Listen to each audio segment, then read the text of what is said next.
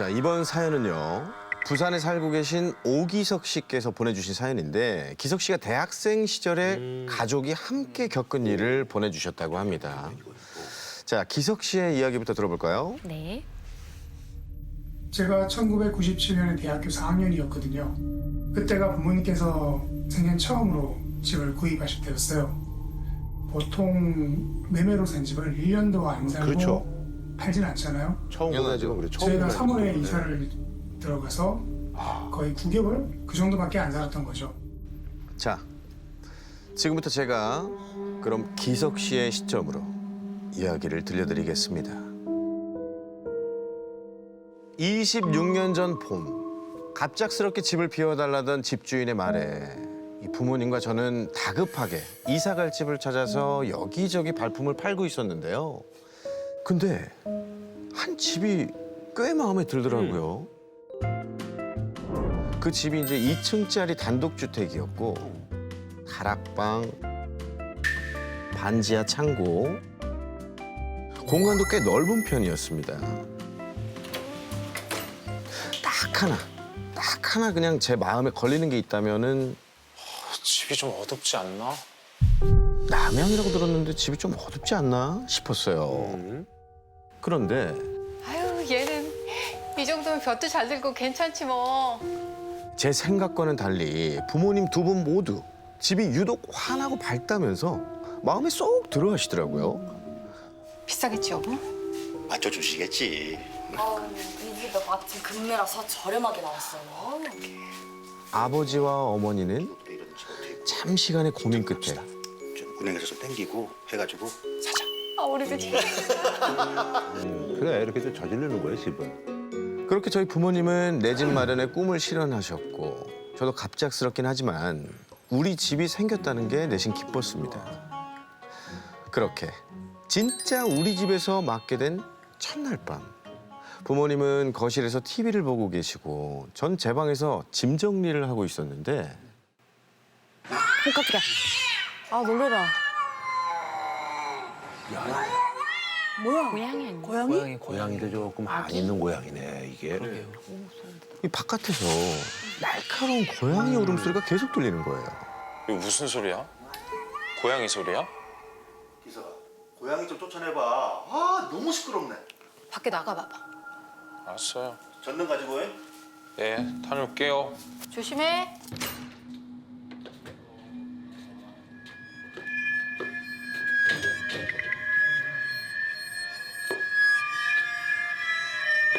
가만히 들여다봤더니 이게 마당이 아니라 살짝 열려있는 창고 문 틈 사이에서 새어나오고 있었습니다. 이번엔 반지하 창고로 고양이를 찾던 그때였어요. 어디 있는 거야? 전등도 고장이 나서 컴컴한 반지하 창고 저 안쪽에 허옇고 커다란 무언가가 보이더라고요.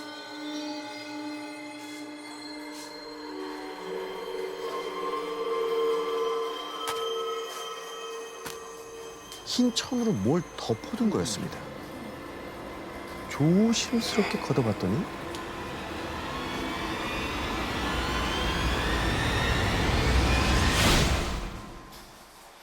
아, 이게 뭐야?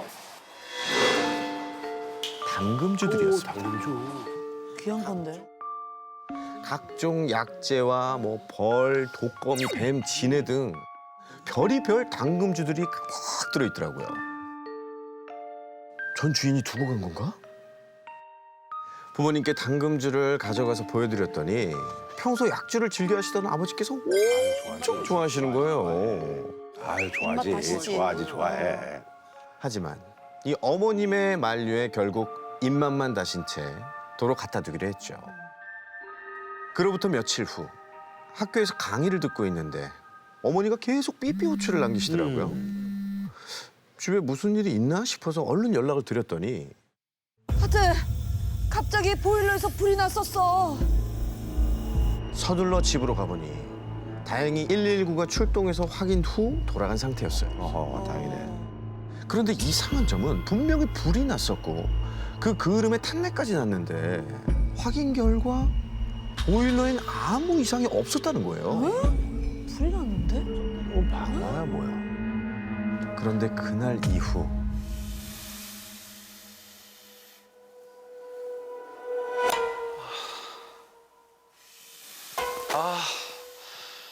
자꾸 제 방벽 너머에서 이상한 소음이 들려오는 거예요.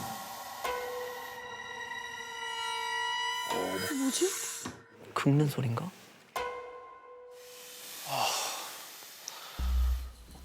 쿵쿵 소리까지는 참아보겠는데 마치 사람이 호흡하는 것 같은 소름 끼치는 소리가 함께 들려서 잠을 설치기 일쑤였습니다.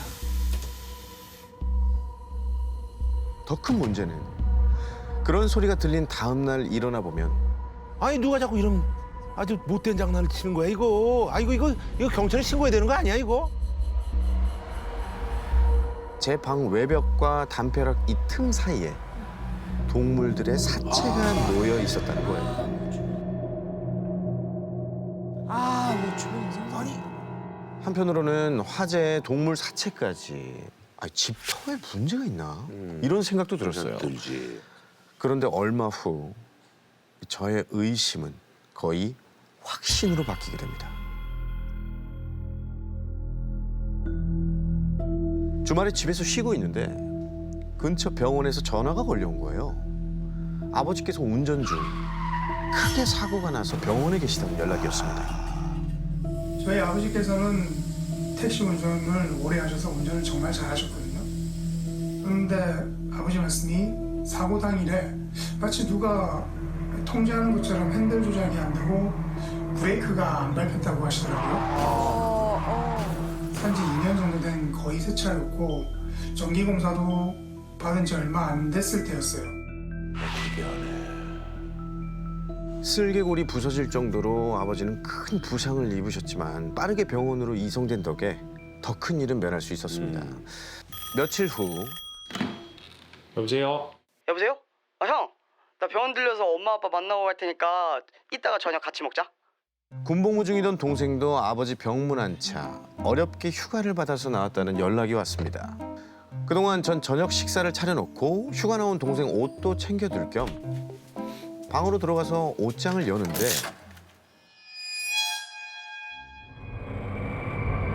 분명히 사람이 눈과 마주친 것 같았거든요.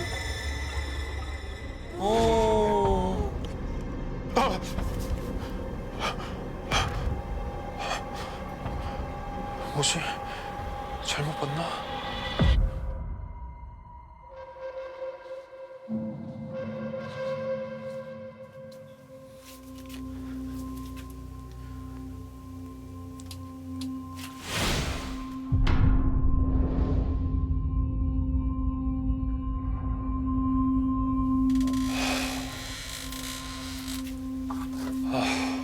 혼란에 빠진 그 순간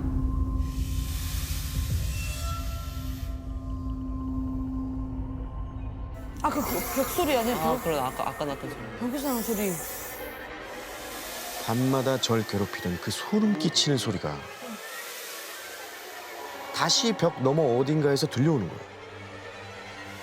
마치 제 방 안을 휘젓듯 돌아다니던 그 소리는 빨려 내려가듯이 점점 방 아래로 잦아들었습니다.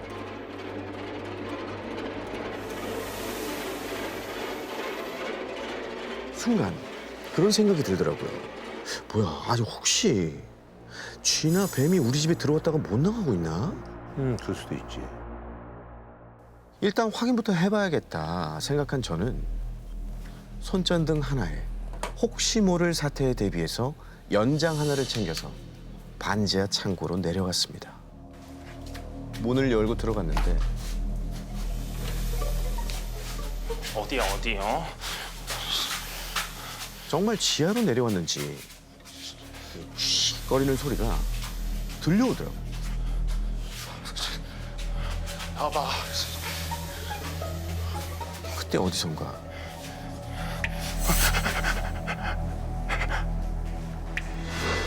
이 수도꼭지에서 물 떨어지는 소리가 들려왔어요.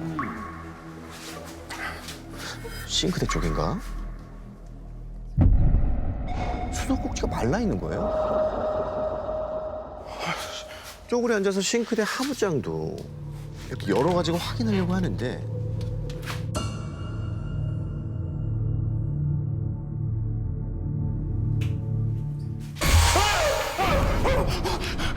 야 나와. 나오라고 나와.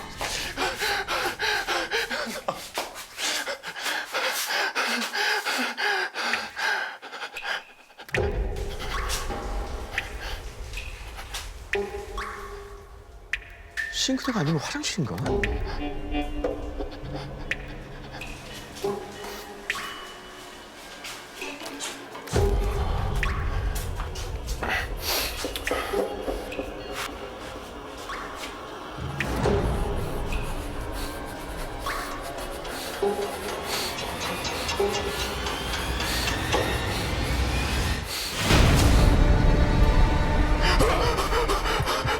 불 꺼진 반지와 화장실 문틈 사이로 어떤 여자가 고개를 내민 채 저를 빤히 바라보고 있었어요. 그런데 그 여자 눈이 뭔가 뱀 같은 이 파충류의 눈동자처럼 보였거든요. 입은 옆으로 괴이하게 찢어진 채 제 방 벽에서 울리던 그 소름 끼치던 소리를 흘리고 있었죠.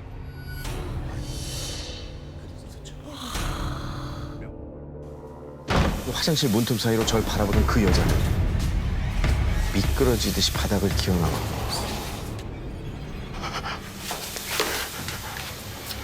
제가 쓰러지고 나서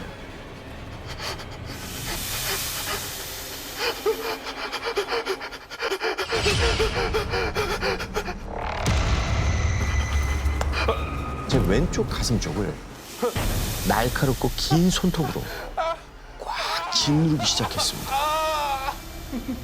여자는 마치 제가 괴로워하는 걸 즐기기라도 하는 듯이 기괴하게 웃을 뿐이었죠. 결국 그 자리에서 기절하고 말았습니다. 형 괜찮아 형.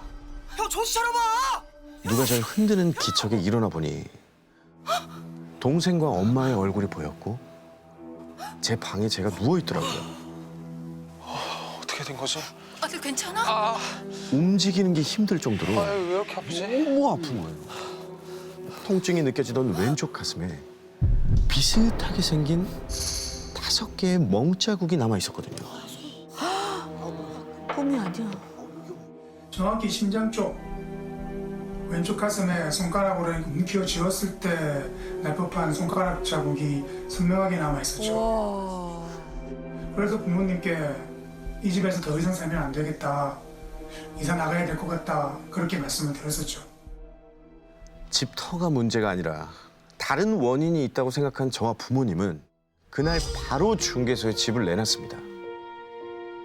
신기하게도 바로 다음 날 처음 집을 보러 온 분이 그 자리에서 집을 사고 싶다고 다행이네, 다행이야. 이렇게 말씀하신 덕분에 저희 가족은 큰 어려움 없이 그 집에서 나올 수가 있었어요. 그렇게 그 집에서 이사를 나온 후 1년쯤 지났을 때였나? 문득 새 집주인은 잘 지내시나 궁금하더라고요. 그래서 중개소에 들러서 인사를 드리고 단도직입적으로 여쭤봤어요. 저희 집으로 새로 이사하신 분은 잘 지내시죠? 아, 그분? 아유, 돌아가셨어요. 그 심장마비였나? 아, 자다가 갑자기 그렇게 되셨다는데. 아이고야, 이거. 하필 심장마비라고 하니까 만약에 내가 계속 그 집에 살았더라면은 내가 혹시 죽었을까? 이전부터 금매로 나오던 집이었는데 그분 돌아가시고 나서부터는 집 보러 오는 사람이 아예 없다면서 집이 계속 비어있다라고 하시더라고요. 그 이야기를 듣고 돌아오는 길에 생각했습니다.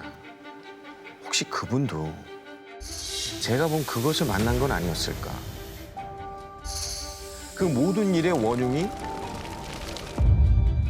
뱀술 안에 갇힌 뱀 때문은 아니었을지.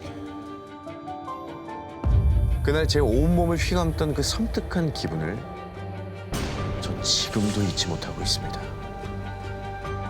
이 사연은 보내주신 분께서 네, 제가 겪은 실화이긴 한데 저희끼리 쉬쉬했던 이야기인데 한 번은 속 시원하게 털어놓고 이야기하고 싶어서 보냈어요. 언제 겪으신 일이에요? 제가 초등학교 때요. 초등학교 때 이사를 하고 전라북도 전주에 모래내 시장이라고 하는 시장 뒤편에 있는 주택이에요. 2층짜리. 그 집에서 겪게 된 이야기예요.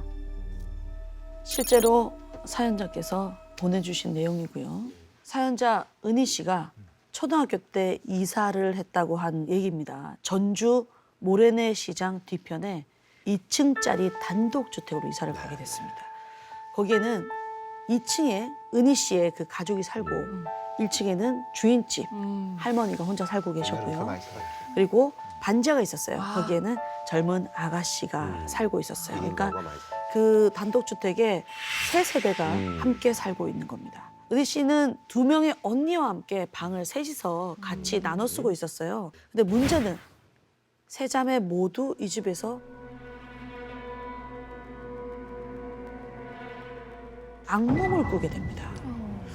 가장 먼저 둘째 언니가 악몽을 꾸게 되는데 현관에 뭔가 매달려서 대롱대롱 하길래 이렇게 가봤더니 어떤 여자의 목을 매단 거였어요. 이 얘기를 하면서 언니가 덜덜덜덜 떠는 겁니다. 그리고 그 다음 날 아침부터 큰언니가 자매들을 막 깨우는 거야. 야, 일어나봐. 일어나봐. 얘들아, 얘기 좀 들어봐봐. 나 완전 꿈꿨는데 우리 방 옷장이랑 그 창문 그 사이에 빈틈에 어떤 남자애가 쪼그려서 앉아있더라고. 그래서 걔랑 밤새 떠들고 놀았는데 얘가 무슨 얘기를 하냐면 잠깐만 뭐라고 했더라? 생각이 안 나네. 아이씨 그새 까먹었네. 언니가 까먹은 거야 내용을. 그리고 이제 언니 이제 그 얘기를 듣고 그날 밤에 이제 본인도 이제 내 차례인가 싶어서 잠자리에 들었습니다. 근데 은희 씨가 꾼 악몽이 가장 독한 거를 꾸게 됩니다. 은희 씨가 꿈꾼 내용은 엄마가 부엌 식탁에서 큰 고기 덩어리를 칼로 이렇게 서걱 이렇게 썰고 있는데 어떤 남자가 부엌으로 막 뛰어오더니 엄마 손에서 그 칼을 뺏어서 엄마를 팍! 아이고. 이 이야기를 은희 씨가 이제 큰언니한테 막 얘기를 했더니 큰언니가 갑자기 그래! 그게 그거였어! 그렇게 하면서 기겁을 하는 거예요. 나 꿈속에서 본 그 남자애, 그 애랑 얘기한 내용이 너 거기 왜 숨어 있어? 라고 언니가 물어본 거예요. 그랬더니 그 아이가 아빠가 날 찾아서요. 아빠가 엄마를 찌르는 걸 보고 이 애는 너무 무서워서 그 사이에 틈에 들어와서 숨어 있었던 거예요. 근데 이렇게 봤더니 현관에 누나가 목을 매단 것 같아요. 누나? 이렇게 얘기를 한 거예요.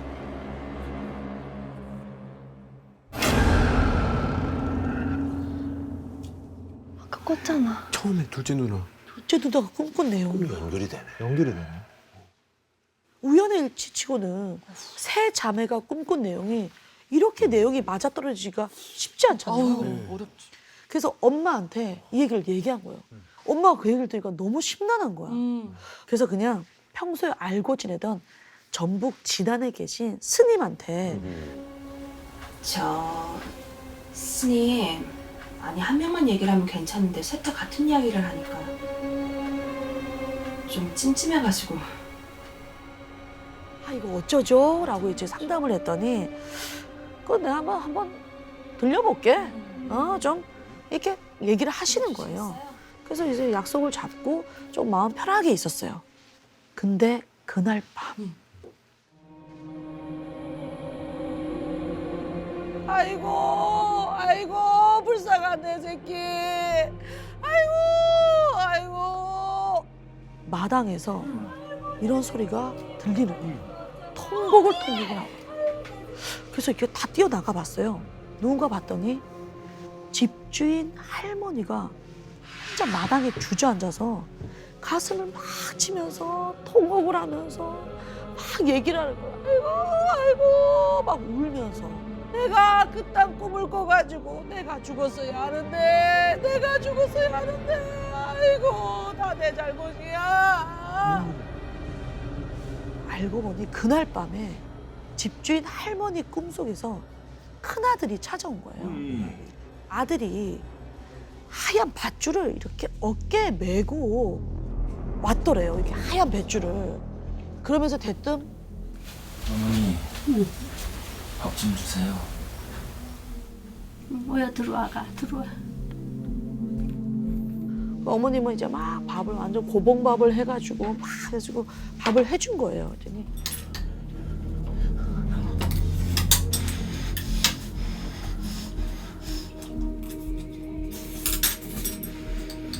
아들이 막 이거 허겁지겁 막 먹더니 역시 우리 엄마 밥이 제일 맛있네. 잘 먹었습니다.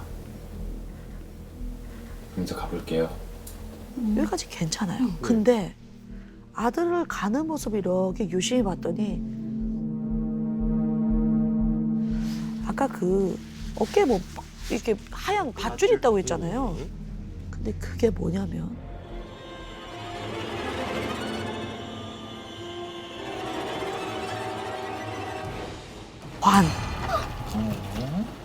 관을 끌고 가는 거였어요. 집주인 할머니가 너무 놀라서 벌떡 일어났는데 그 순간 따르르르 전화가 온 겁니다. 며느리한테 전화가 온 거예요. 어떻게? 받아봤더니 여보세요? 어머니 어떡해요. 애기 아빠가 지금 대전에서 교통사고가 나서 어머니 이 큰아들이 사고로 사망하는 사건이 일어납니다.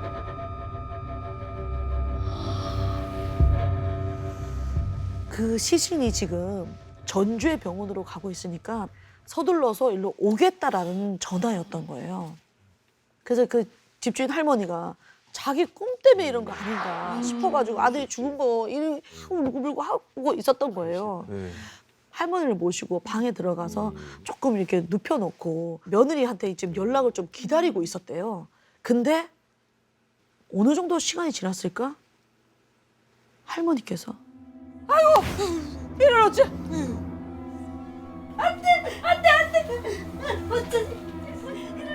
그래서 무슨 일이지 했더니 할머니가 그 탈진한 사이에 잠깐 또 꿈을 꿨는데 이번에는 며느리랑 어떻게 아니야? 그 7살 난 손녀딸 그 딸이 어깨에 자기 키만한 관을 끌고 집에 또 찾아온 거야.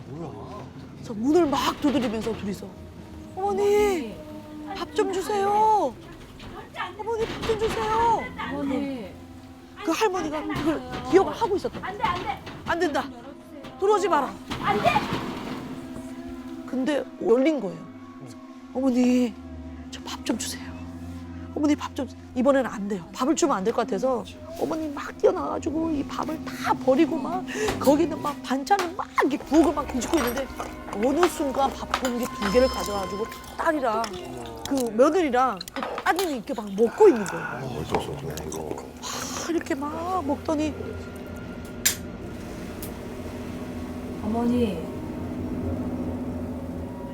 잘 먹었습니다.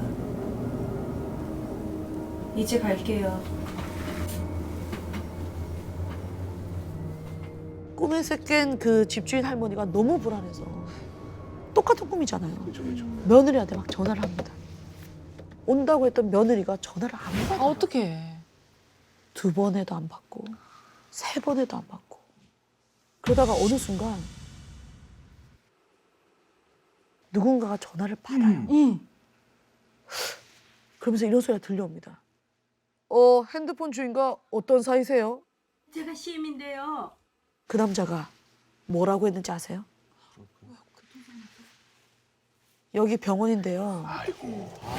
며느리와 손녀 따님이 지금 짐작이 가시죠? 어떡해. 서둘러서 전주로 오던 며느리랑 손녀 딸이 사고로 그 자리에서 사망을 한 거예요. 어떡하냐. 그러니까 그 얘기를 들은 은희 씨네 가족도 너무 충격이 큰 거예요. 그래서 어머니가 그 동이 트는 걸 보자마자 스님한테 바로 전화를 걸었어요. 스님이 딱 전화를 받자마자 느낌이 딱 오셨나 봐요. 이 시간에 전화한 거 보니까 무슨 일이 나도 단단히 났구만. 기다려. 근데 진안에 계셨다고 했잖아요. 진안에서 전주까지 단숨에 달려오셨어요.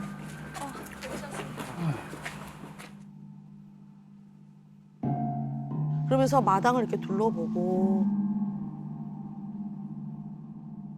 아하 내가 너무 늦게 왔구만. 어떡하냐. 스님께서 좀 집을 좀 둘러봐야 되겠다고 하셔서 2층 집에 은희 씨 집 이렇게 좀 둘러보고 보일러실도 가고 옥상도 가고 샅샅이 다 훑어보시고 다시 마당으로 내려왔는데 그 스님께서 갑자기 엄마한테 이렇게 묻는 거예요. 저기 누가 살아? 어디야? 저기 반지하. 반지하 왜? 아 여자 산다고 했는데? 저기요 그냥 아가씨 한 분이 사는 걸로 아는데요. 왜요? 그 어제는 안 들어온 것 같았는데. 스님이 그 얘기를 듣고 대뜸 그러시는 거예요. 열어봐야겠어. 문을 왜? 아, 스님 그 아가씨 어제 안 들어온 것 같아서 지금 집에 없을 거예요. 엄마가 막 말리는데 스님이 막무가내로 거기 반지하를 내려가셔가지고 막 이렇게 막 문을 막 두드려요. 막 누르는데 안에서 아무런 대답이 없죠. 근데 갑자기 스님이 거기서 멈추지 않고 현관 문고리를 확 이렇게 제쳤어요. 제치자마자 설마. 진짜야? 아가씨는 어떻게 된 거예요? 거기 안에서 그냥 코를 찌르는 막 냄새가 막 악취가 확 올라와서 막 구역질이 막 나는 거예요. 은희 씨 가족이 모두 이제 뒤로 물러섰는데 딱 한 사람 스님만 거실과 부엌을 이렇게 둘러보고 방문을 확 열었는데 집안 꼴이 엉망이에요. 헛웃음 섞인 한숨을 내쉬는 거예요. 그리고 은희 씨네 그 어머님을 이렇게 부르더니 주인 할머니 오시거든. 이거 설명해드리고 이 집 정리하라고 그래.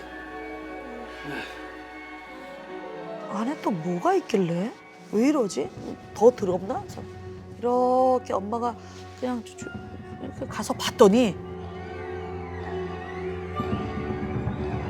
새카맣게 썩은 사과 하나, 그다음에 막 곰팡이 막 이렇게 있는 배 하나. 스님이 엄마를 보면서 손으로 바닥을 쓱 가리키는데 엄마가 거기를 보자마자 거기에 뭐가 있는 줄 아세요? 혹시 여자인데? 그 여자? 주저앉았어요. 왜냐면 거기에 날이 시퍼렇게 된 칼 있죠. 그게 거꾸로 탁 꽂혀 있는 거예요. 신이 화가 났어. 네? 그게 무슨 말씀이세요? 이 집 여자가 신을 제대로 안 모셨다고. 그러니 달이 날 수밖에. 식구들이 아이고. 이 신은 지금 자기 위에 사는 것들이 아주 밉고 싫어서 독을 품었어. 어머. 너네 가족이 이 집에 제일 늦게 들어와서 화를 면한 줄 알아.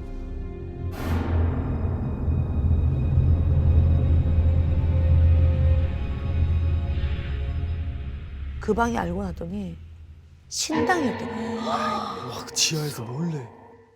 결국 엄마는 그 할머니에게 이 얘기를 다 전했고 집주인 할머니가 이제 장례를 좀 다 치르자마자 반지하 아가씨한테 이제 연락을 취한 거예요. 연락도 잘 안 받아요. 한참 만에 연락당한 그 아가씨는 자기 친구 집에서 지내고 있었어요. 거길 놔둬. 안 들어오고 있었던 거예요. 대체 이 아가씨가 왜 이런 일을 벌였을까? 알고 봤더니 이분께서 얼마 전부터 신병을 앓기 시작한 거예요.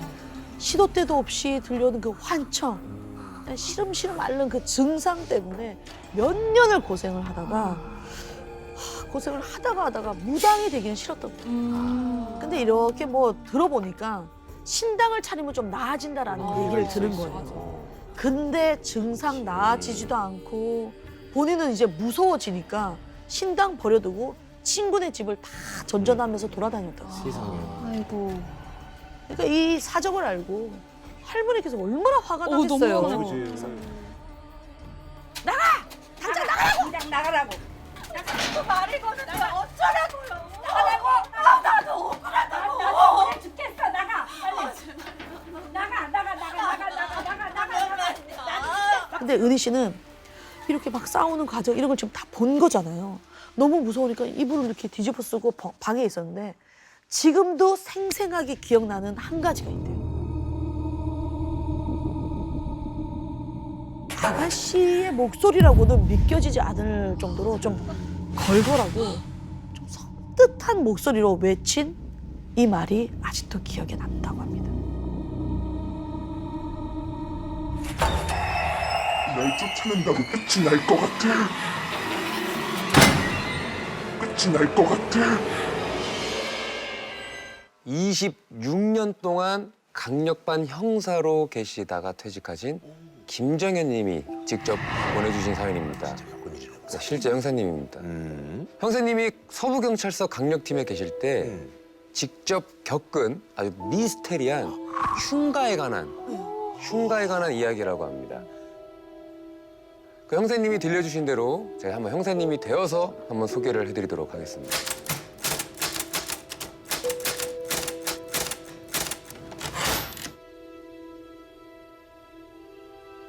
자, 때는 2002년 10월입니다.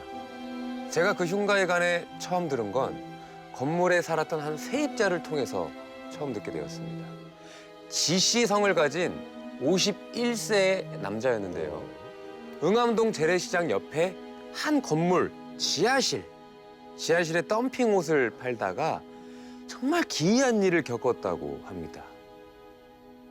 지하라고 해서 반지하가 아니라 정말 계단을 따라서 한참 내려가야 나오는 말 그대로 지하실. 네, 지하실입니다. 근데 여기서 새들어서 한 지가 한 반년쯤 되었을까요? 지하실에서 이상한 소리가 나기 시작합니다.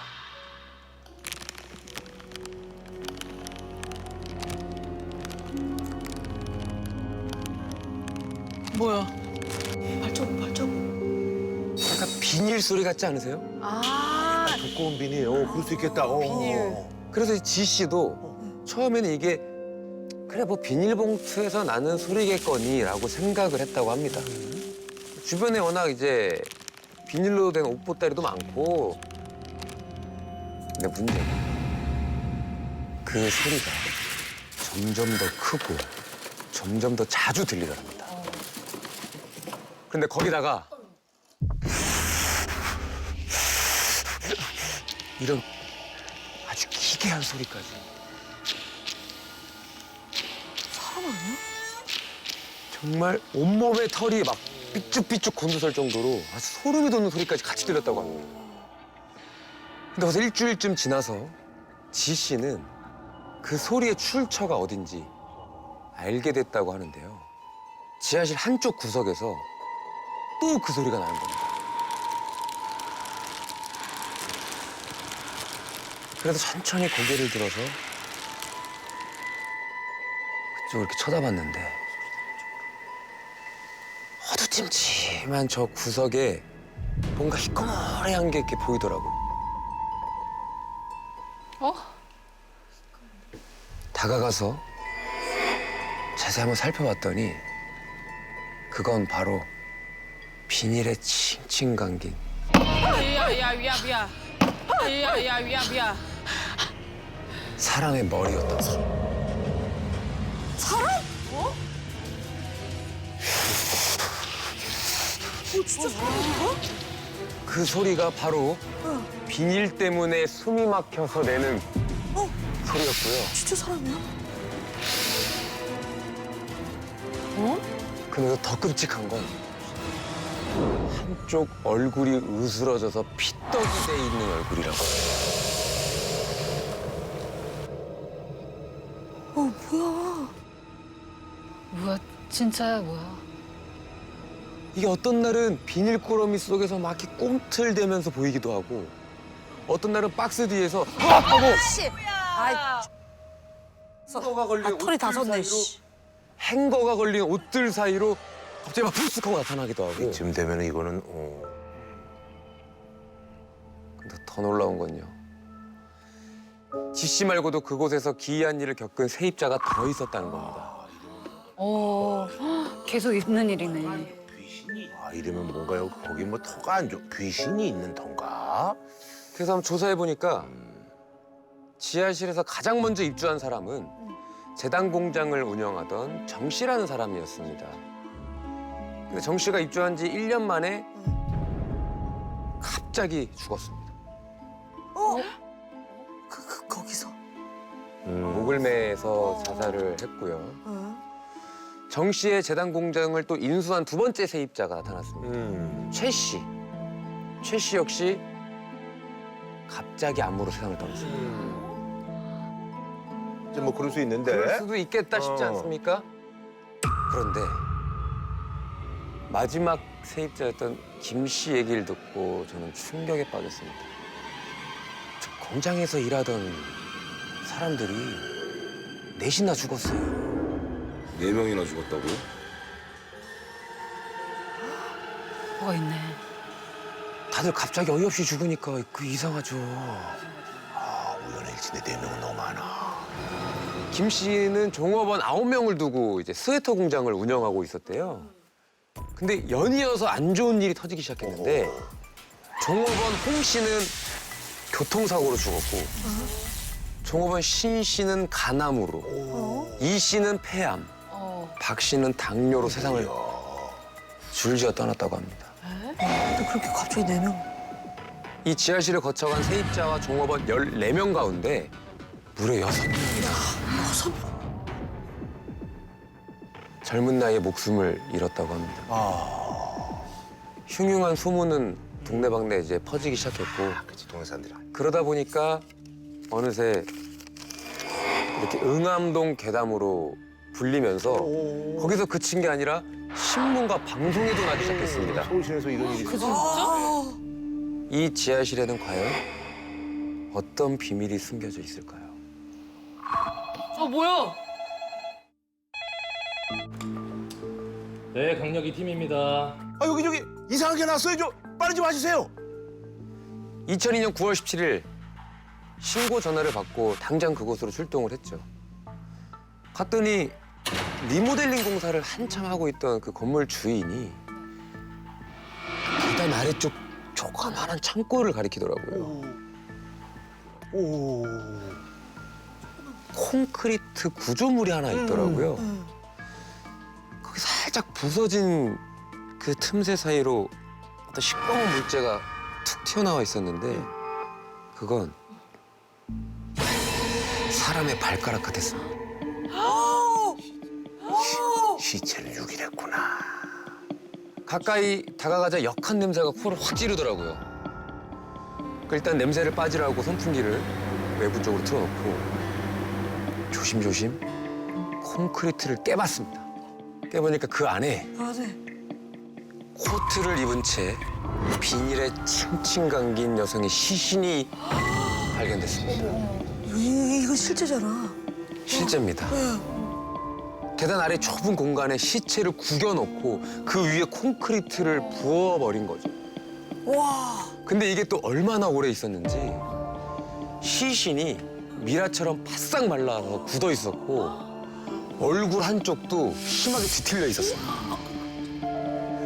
일단은 그거를 국과수에 넘겨서 이제 검시관이 파악한 사인이요. 둔기에 의한 두개골 골절입니다. 살인 사건의 피해자였던 거죠. 근데 불행하게도 당시 현장에 피해자에 대한 어떠한 단서도 남아있지 않아서 하지만 한 가지 있죠. 지문. 뭐 DNA라든지 뭐 이런 거. 그렇죠. 과학수사. 지문 아니겠습니까? 지문을 찍어보면 요즘에 누군지 다 알 수 있지 않습니까? 그런데 안타깝게도 그건 불가능했어요. 왜요? 없어졌어요? 아까 전에 그 미라가 됐다고 했잖아요. 그러니까 그렇지. 그러니까 이게 피부가 손가락 뼈에 이미 다 달라붙어서 이게 아무리 이렇게 찍어도 지문이 나오지가 않는 상태였던 겁니다.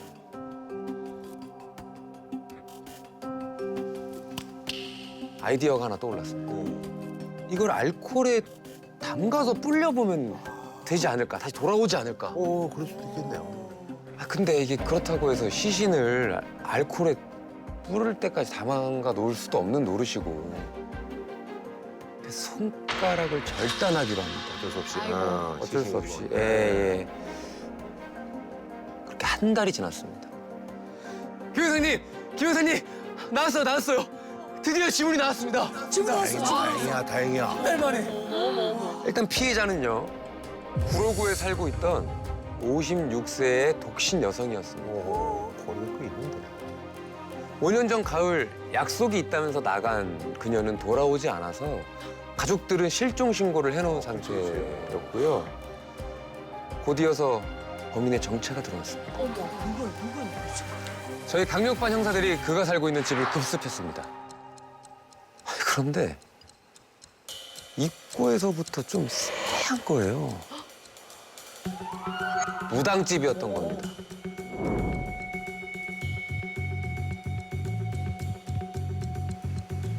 거기 범인이 있다고? 잠시 후에 방문을 연 우리는 더 황당한 광경을 목격하게 됩니다. 말만 들어도 섬뜩한 암매장 살인 사건의 용의자. 땀을 뻘뻘 흘리면서 굿당에서 걸레질을 하고 있더라고요. 이름은 지영춘. 지영춘! 누구세요? 당신은 응암동 살인 사건의 용의자로 기분 체포한다. 금방에 그를 제 앞에서 수갑을 채웠죠. 근데 제가 지영춘이라고 했는데 여러분들은 지영춘을 이미 알고 있습니다. 지영춘? 제가 맨 처음에 소개했던 지씨. 그러니까 그거요. 지씨였는데 귀신을 봤다고 한 그 세입자. 바로 그가 이 살인 사건의 진범입니다. 어머! 대박! 뭐야? 반전이다. 실은 이 그 귀신 이야기도요. 지씨를 붙잡아서 조사하는 과정에서 그때 듣게 된 이야기입니다. 형사님, 저는 5년 동안 하루도 제대로 잠을 자본 적이 없어요. 밤낮으로 그 여자가 나타났거든요. 생매장 될 때 모습 그대로 비닐에 쌓인 채 매일 지씨 앞에 나타났다고 합니다. 그 여인이. 그래서 도저히 이렇게 살 수는 없겠다 싶어서 무당을 찾아갔다고 합니다. 대체 뭔 짓을 한 거야? 원한기가 아주 딱 달라붙었네 그냥. 귀신을 떼어놓기 위해 지난 5년 동안 지 씨는 그렇게 무당집에서 바라지 생활을 해왔다고 합니다. 근데 정말 그 지하실에 억울하게 죽은 원혼이 있었던 걸까요?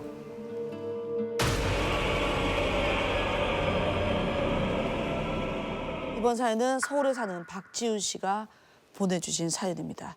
지훈 씨가 10살 때 겪은 일이거든요. 초등학교 3학년 겨울방학 때였어요. 이번 방학엔 바쁜 부모님을 대신해 할머니가 절 돌봐주시기로 하셨습니다.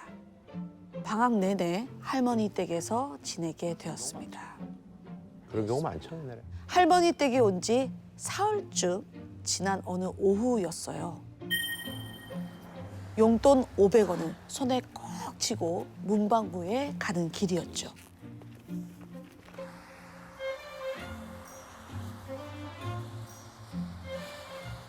횡단보도 앞에 서서 신호가 바뀌길 기다리고 있는데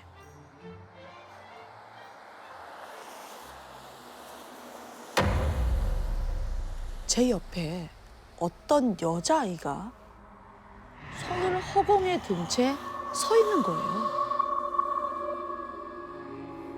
어른들이 버스 손잡이 잡을 때처럼 이렇게 니은자 모양으로 말이죠. 그 애들이 그러고 싶지 않아. 저는 참지 못하고 말을 걸었어요. 야, 왜 벌써 손을 들고 있냐? 길 건널 때 들어. 팔 아프잖아. 그런데 아이는 대꾸 한마디 없이 이 자세 그대로 손을 들고 서 있는 거예요. 시도는 곧 초록불로 바뀌었고 저는 얼른 길을 건넜습니다. 그런데 이상하게도 그 아이는 계속 그 자리에 손을 든 채 서 있더라고요. 참 신기한 아이다 싶었죠. 저는 아이를 뒤로하고 문밖으로 달려갔어요. 그날 밤이었습니다.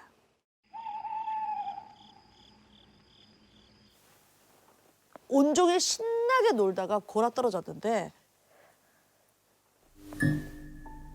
갑자기 눈앞이 환해지는 거예요. 내가 불 끄고 잔 것 같은데.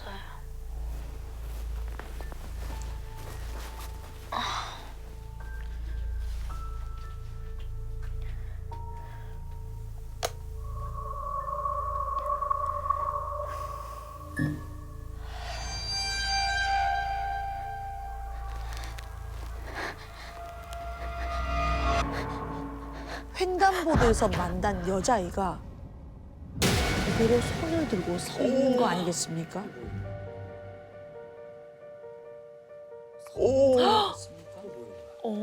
아이는 또 니은자 모양으로 팔을 든 채 서 있는 거예요.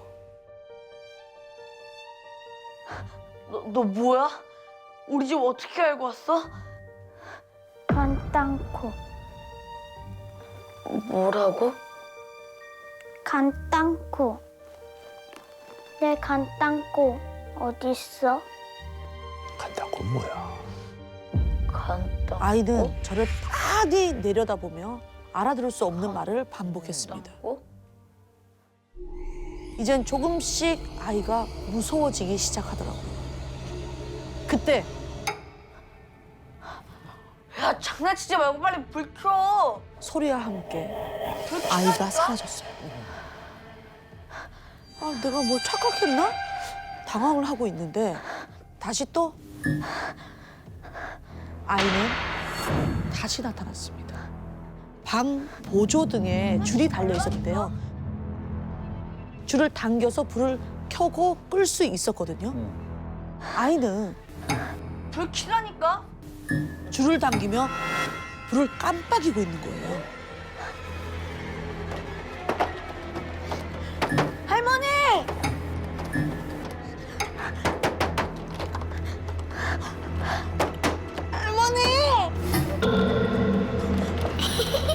아이는 절 놀리는 게 즐거운지 웃어댔습니다.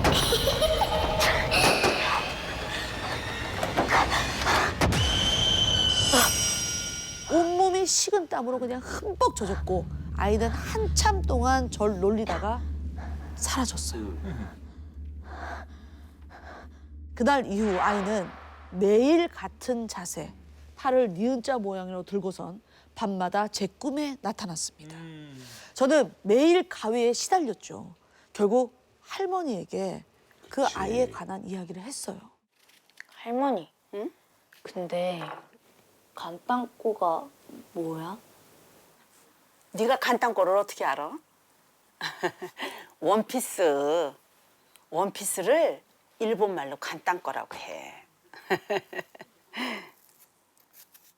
할머니, 사실은 밤새 꼭 간땅꼬 하는 여자애가 날 찾아와. 할머니는 제 이야기를 듣곤 깜짝 놀라셨어요. 그리고 방 구석구석을 막 뒤져보시더니 낡은 사진 한 장을 가지고 오셨습니다. 낡은 사진 속에 익숙한 얼굴, 제 앞에 나타났던 그 여자아이가 있었어요. 누구지? 알고 보니 절 찾아온 아이는 30여 년 전에 죽은 우리 할머니의 외손녀, 그러니까 제 큰 고모의 딸이었어요. 사촌이네 그럼. 30여 년 전 아이는 10살이 되던 해 형편이 너무 어려워서 제대로 치료도 못 받고 죽었다는데요. 아이는 생전에 예쁜 원피스를 그렇게 입고 싶어 했던 거예요. 근데 끝끝내 입지 못하고 죽었다고 합니다. 못 입고 죽었구나. 그 여자아이는 저희 할머니 손자 외손녀였고 모모의 딸이었습니다. 그 꼬마아이가 할머니와 같이 지낼 때도 원피스라는 걸 굉장히 좋아해서 간단고 입고 싶다고 이렇게 자주 얘기를 했다고 들었습니다. 나 간단고 입고 싶어, 간단고 입고 싶어 이렇게 얘기를 했고 다음 날 할머니와 저는 고운 원피스 한 벌을 샀어요. 그리고 절에 가서 원피스를 태워서 보내는 천도제를 지내줬죠. 이제 잘 가라고, 이제 편히 쉬라고 할머니와 같이 작별 인사도 했습니다.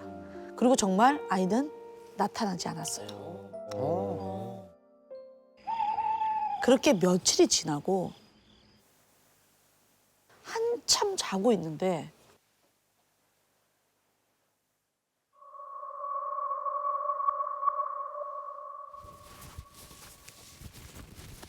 뭔가 제 몸을 쓸어내리는 느낌이 들더라고요.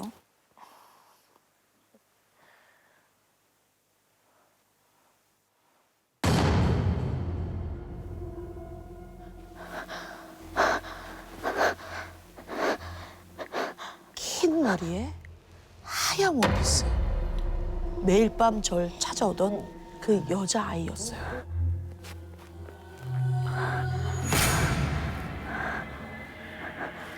아니 그래도 원피스도 입혀주고 다 했는데 그쵸. 분명히 할머니랑 천도제까지 지내줬는데 다시 제 앞에 나타난 거예요.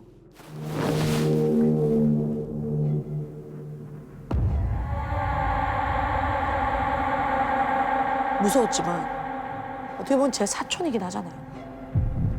무슨 사연이 있는지 한편으로는 좀 궁금한 마음도 들었습니다. 그때 아이가 방 밖으로 나갔고요.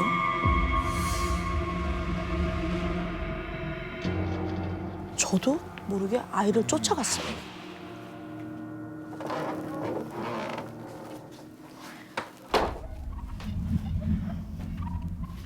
어디 갔지?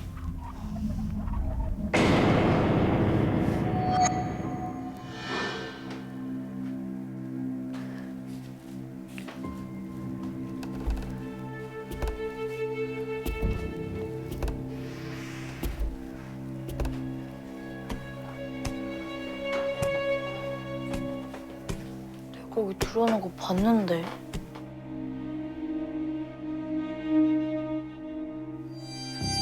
그때부터 아이는 숨바꼭질 하듯이 집안 곳곳을 돌아다녔어요. 그런데 잡으려야 잡을 수가 없어요.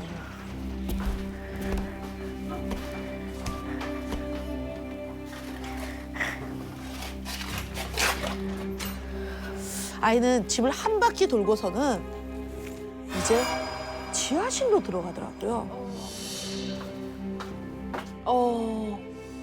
뭔가 있나 보네 지하실에. 저도 아이를 따라 지하실로 내려갔습니다.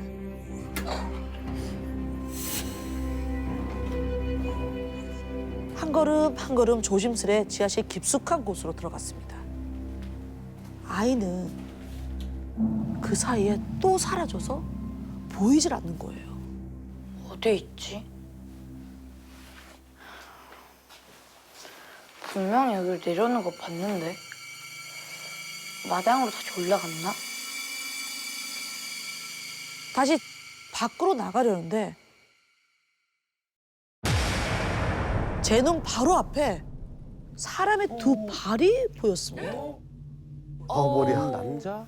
공중에 남자의 다리가 매달려 있는 거예요. 그러니까 지금 어떤 남자가 할머니 집 지하실 문에 목을 메고 있는 거예요. 그때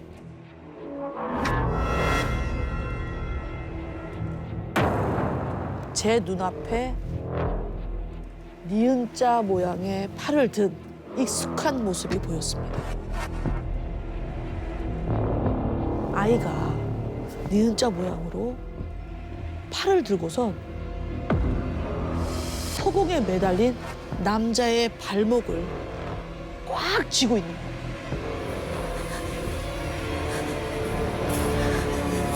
지훈아. 정신을 차려보니 엄마의 목소리가 들리더라고요. 지훈아, 괜찮니? 주말이라 엄마가 절 보러 할머니 집에 오신 듯했어요.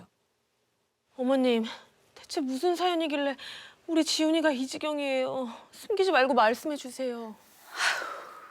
할머니는 엄마의 성화에 결국 못다한 이야기를 꺼내셨어요. 사실 제 큰 고모, 아이의 엄마는 어느 날 갑자기 10살도 안 된 딸과 남편을 버리고 도망쳤대요. 아이의 엄마는 하루, 한 달, 1년이 되도록 연락 한 번이 없었고 아이는 매일 해가 지도록 마당에 쪼그려 앉아서 엄마만을 기다린 거예요. 아유, 엄마 찾지. 그러던 어느 날 할머니는 아이가 보이질 않아 집안 이곳저곳을 찾아다니셨는데요. 그러다가 영원히 잊을 수 없는 광경을 보셨다. 아이고 이를 어째? 아이고 이 사람아, 아이고 이를 어째? 아이의 아빠가 목을 매단 채 그 지하실에서 죽어 있었던 거죠. 아버지도 죽었어. 조금 전 제가 지하실에서 본 남자는 아이의 아빠, 바로 제 고모부였던 거예요.